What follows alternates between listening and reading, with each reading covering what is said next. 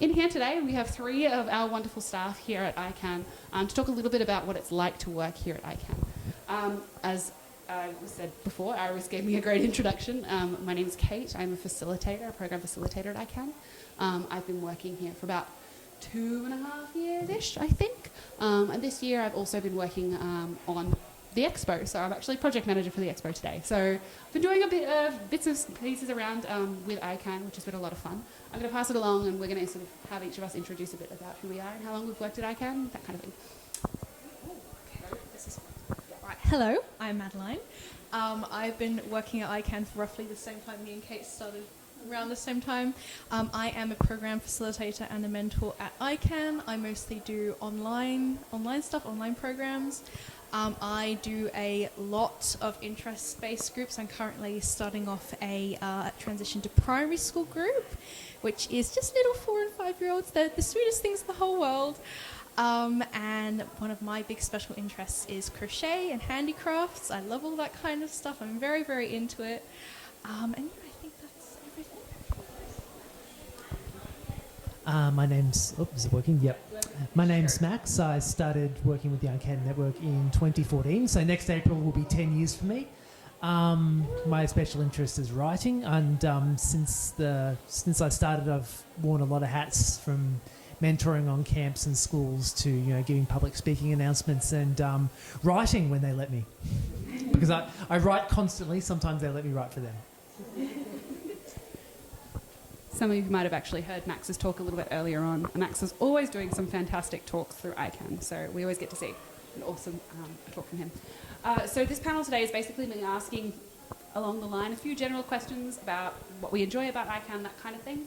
And at the end we'll have a bit of a Q&A for anyone who feels interested in possibly asking any questions about if they would want to in the future work for ICANN and that kind of thing. So to start off with, our first question that we have is, what does ICANN mean to you? So I'm going to pass it on to you guys and then I'll come back to me. Okay, Madeline, you good?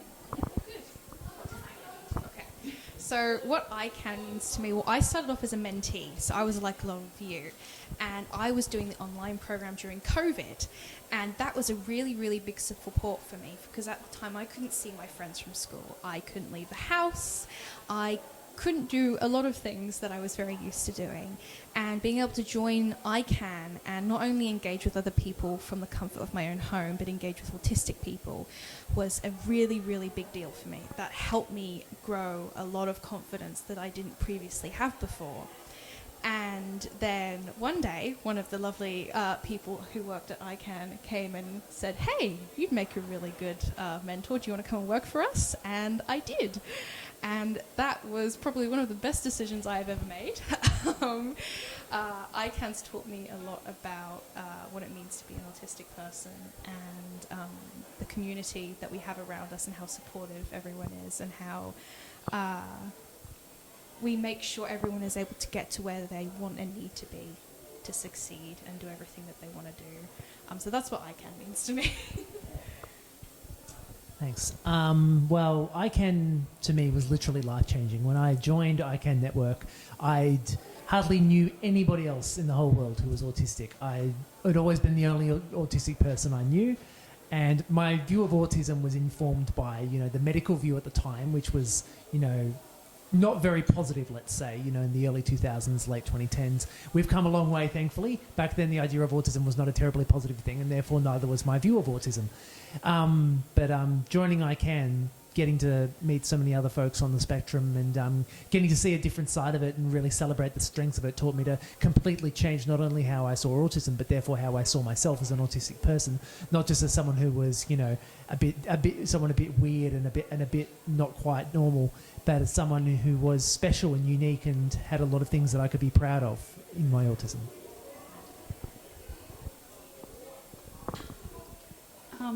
For me, to be honest with you, I was a little bit confused when I first started working at ICANN, because I never really saw myself as autistic. I didn't get diagnosed until very late, which is very common for a lot of girls. So when I first heard about ICANN, it was a very long time ago. My mum mentioned it in context for my brother. My younger brother is autistic as well, and he actually works here now too, so look at that. You might have noticed him, very, very tall boy walking around. But I kind of never really sort of related to it. I always thought that ICANN, I thought, oh, I think I'd be good because I love working with kids and I enjoy, making a difference and, hopefully making people feel better. But since joining ICANN, I think that my sort of identity and understanding myself and understanding what being autistic means to me, what being neurodivergent in general means to me, has been a huge thing. I suppose meeting other people, such as like Madeline and Max and all the other staff, has been a really big sort of eye-opener into, I suppose, the world of what being neurodivergent is. And so ICANN has sort of made a huge difference in just my view of myself, which is really, really cool and I really like. So that's for me. Our next question is along the same lines of what I was just saying. What is it like working with so many neurodivergent people? I'm actually going to answer first due to the fact that I'm already on a roll here and I feel like I've got something to say. Working with neurodivergent people, being neurodivergent yourself, can be so interesting. You're all different. Even though you're all neurodivergent, you're all different, and so therefore you all have different needs and different ways of working. And so communication is such a huge thing. I found the more I communicate, the more I get, and the more I understand. And I feel like I can get so much out of my co-workers in the context of like learning from them, but also from being in a session and going, oh my God, I've never thought of it that way. That is something completely different and unique and a new idea. I really love that. So it's kind of fun, I suppose, working with other neurodivergent people, learning from them. Definitely for me, working with other neurodivergent people, definitely it's really nice having everyone be as interested like in their own interests as you are in yours, having that kind of equal, oh my goodness, this is amazing, and then having that interest in, oh, you're really, really into this. Let me have a look at this as well. I think this is really cool. You think this is really cool. Let's bond over this. And then you have these little communities in this big community of people who are so supportive of one another and so interested in what everyone has to say and share. And there's just so much love and kindness and support and everything.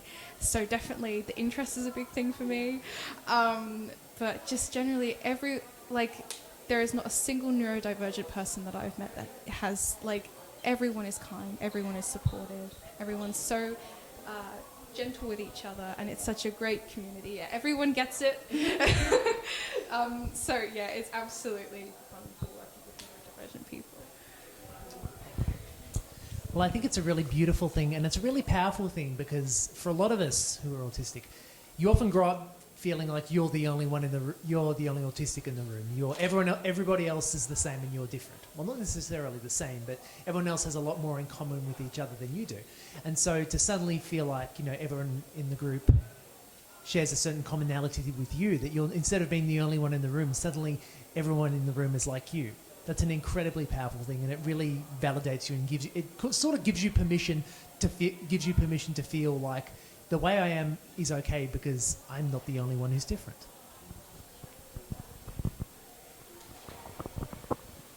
All right, I like this one a lot. I'm going to skip one of them because I want to make sure we have time for some Q&As later. But this one's one I heard. Do you have a favourite memory from working at ICANN? I'll give it straight to you, Madeline. Do you got it? I have lots of favourite memories. I'll give my top two. So both to do with mentees like you guys. In one of my online programs, I had a lovely, lovely group of kids who did really well in that program. It was one of our interest groups. It was a Lego group.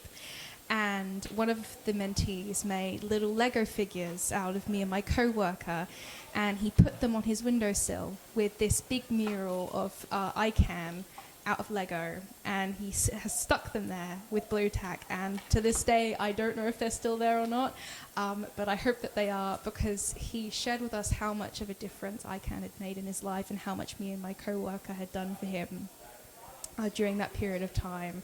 And it really I cried a lot after that, but that really meant a lot to me. And the other memory that I have was recently in a school program. A mentee wrote a beautiful handwritten letter for both me and my colleague.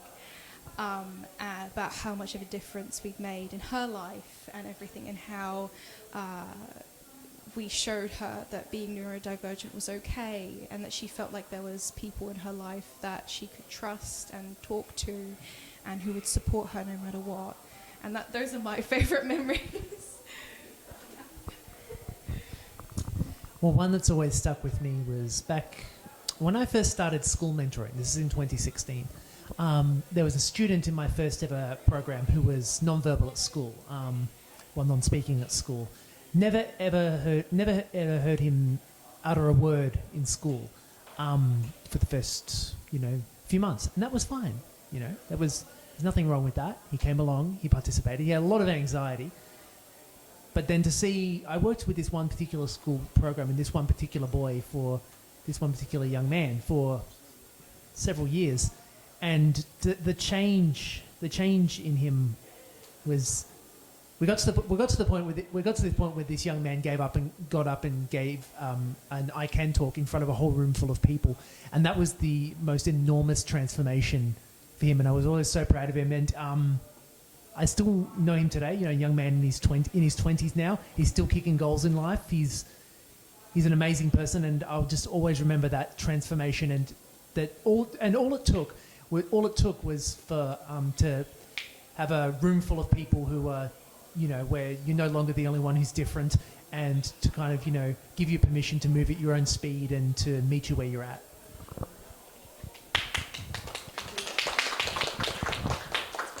So that's towards the end of the time that we have.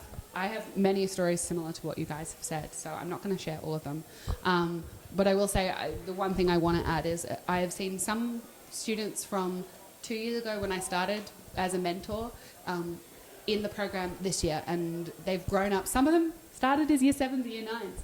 Some of them started as grade 3 and are now grade 5 or grade 6s. And seeing what a difference and what excitement they get out of coming to the program has been a huge reason why I come back every day. I did want to open up for anyone who did want to ask any questions about what it might be like working at ICANN. If you in the future wanted to work, what kind of things you would like to ask, I suppose, us as ICANN staff. Did anyone have anything they'd like to ask us? If not, that is totally fine. Yeah, of course. Joel, did you have a question?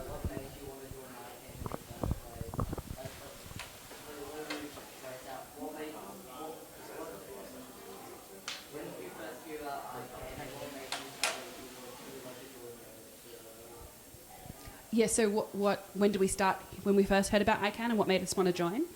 Well, like I said, for my personal experience, my mum told me about it. She actually met, Chris RCE, she met his sister at a different event, and she was telling my mum all about this program and how amazing it was. And my mum just thought that I'd be really good at it, and I just sort of went, I don't know what you're talking about, I don't think I would. But then, like a couple of years ago, I went, I'll give it a go. And it was probably one of the best decisions. So I think I fell into it, but I'm glad I did.